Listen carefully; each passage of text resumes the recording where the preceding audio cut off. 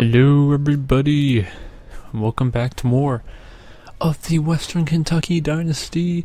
In NCAA 13, we're taking a look at some of the top recruits in the country. Wide receiver, a center is the number 2 recruit in the country. You can see what schools they are going to.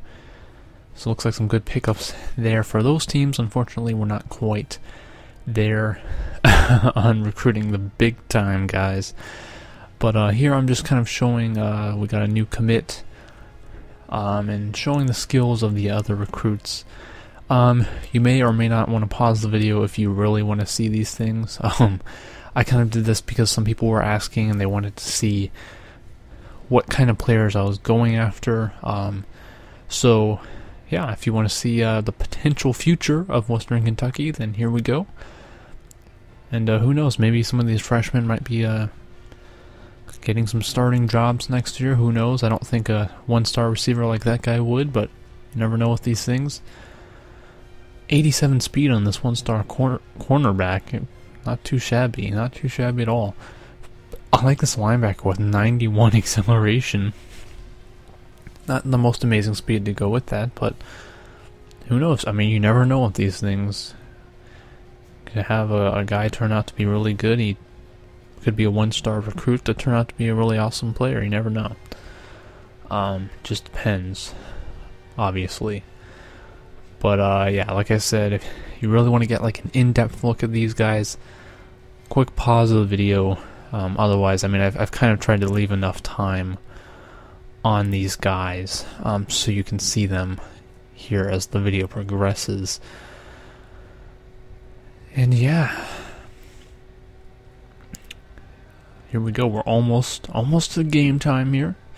So hopefully, you know, I'll probably put a little thing in the video that says skip to this if you want to skip recruiting. I don't know, whatever works for you. I'm going after a 4-star linebacker. I was being a little ambitious. I don't think I'm going to get him, but sometimes you got to go after the big time players. And we have Middle Tennessee State, who was a very lowly team here in the Sun Belt, a pretty easy opponent for us, at least on paper.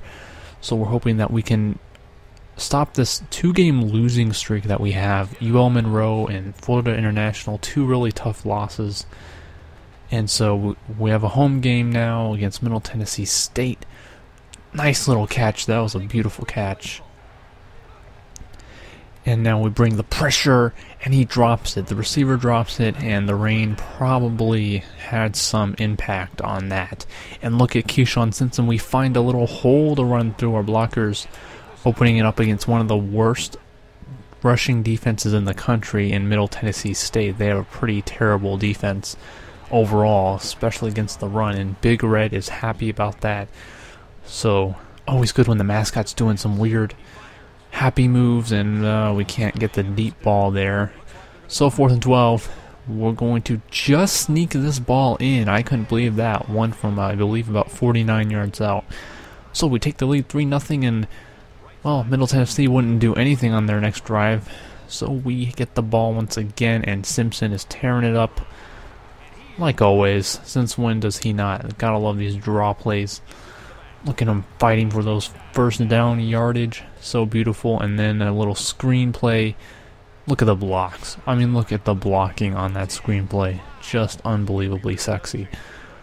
And so now we're looking, buying our time, all kinds of good protection. And Marcus Vasquez, the senior out of Chula Vista, California, he's been a good receiver in the end zone for us this season. And Cunningham, the running back for Middle Tennessee, dropping the wide open pass. Probably another rain-caused drop, and Keyshawn Simpson barrels ahead.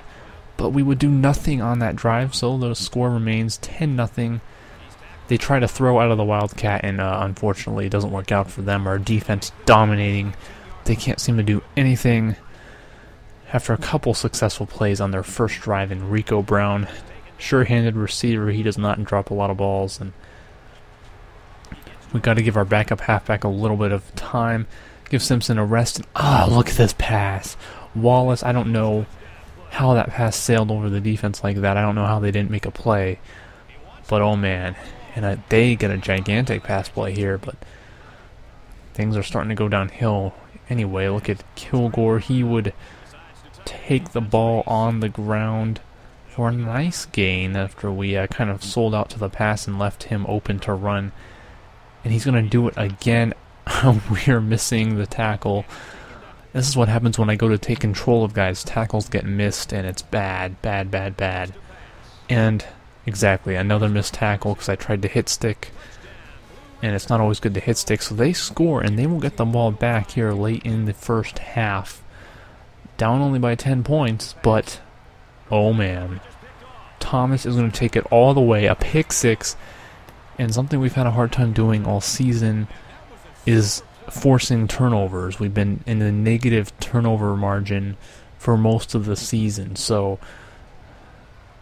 pretty big for us to get a pick six to take the lead 24-7. Morrow scrambling just shy of the first down. We try to bring that backup quarterback to do a little sneaky quarterback draw. Not going to work. So Middle Tennessee trying to reverse their fortunes. Nice little pass over the middle. We gotta love that. Tough to defend. And look at this catch. Oh my. That was beautiful. Right on the sideline. And it's going to be another interception. This time Tyree Robinson jukes a man out, but he's going to get caught from behind. Almost had a pick six there. He had all kinds of room in front of him. And the fans are happy about that. And I want to look at this play again because look at, he comes back. Robinson comes back to make that play. And that was beautiful. So now we are in prime position. And looks like Simpson gets the first down, but there is a flag on the play. And it's unfortunately one of the most annoying penalties of all time. Louis Polanco, that's not the first time he's had a holding call against him. So that killed the drive, unfortunately. And we're going to get another field goal. Our field goal kicker has had a good past couple of games. He's been nailing field goals like nobody's business. So 27-7. And we're doing everything in our power to stop that option play. Cunningham forced out of bounds. But they would get the ball back after we could not do anything on the ensuing possession. They've got to get something going here if they want to get back in this game because they're already down 20 points. And look who it is, Tyree Robinson with his second interception of the game. And he wants to take it all the way. He can't do it again, but gives us prime field position. And this play was ridiculous. Ridiculous. Rico Brown Tebow's, and can't blame him for doing that after that crazy play. And on their very first possession, another interception, this time by our backup defensive back, Forrest. Pick six, 4 interceptions on the day, including back-to-back plays for them. On their last possession, they threw that interception that gave us the touchdown, and then we got this on their very first play back on the field. We were playing our backups pretty much the entire fourth quarter. It was pretty much garbage time for our backups, and they would get one touchdown here in the end. Garbage touchdown, really. Nothing to be impressed about. And so that would be the final 44-14. We would get a late field goal for no reason, really. And we are the winners of this rivalry game. Turns out, I did not know this. Excuse me, but Middle Tennessee State and Western Kentucky are, I guess, rivals. So it's good to win that game. Big win for our team to turn around after the 2 games in a row that we lost. And now we're hoping to turn our fortunes around for the better in the last 3 games of the season. So Western Kentucky, we get on the better side of 500, 5-4 on the season with 3-2 record in the conference.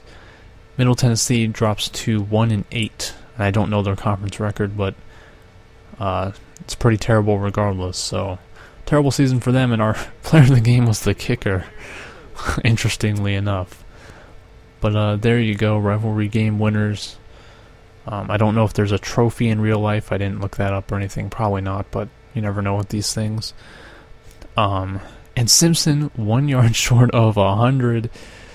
But that's fine with me. 99 yards, I'll take it. Our defense, though, definitely 4 interceptions. Big day for our defense. Really big day to get those 4 interceptions. And it was nice to get the backups a significant amount of playing time, just to get them in there. 2 defensive touchdowns, awesome for our team, great game. Next on the slate, we have a home game against Florida Atlantic, which should be an interesting one because looking at everything, it looks like it's going to be pretty even against Florida Atlantic. I think we match up pretty well against them, so should be a good game, guys. Be on the lookout for that one this week. And we'll be looking by the end of next week, probably finishing the season. If we make a bowl game, would probably be a couple weeks, but it depends on when I get these out. And then we'll be looking to go into the off season and start season 2, but that's a ways away from now. So see you all around next time against Florida Atlantic.